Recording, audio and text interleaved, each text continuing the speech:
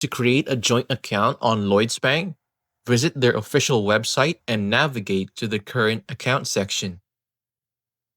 Choose from three ways to apply: online, in person, or visit a branch.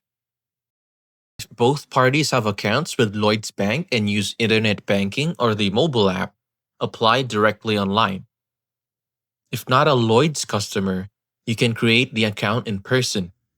Both account holders must attend the appointment together.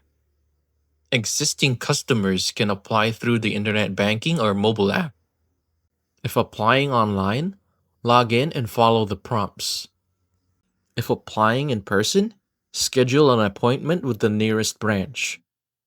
Both account holders will receive a contact list Visa debit card. Shared arranged overdrafts are also available. More than two account holders need to visit a branch for further assistance.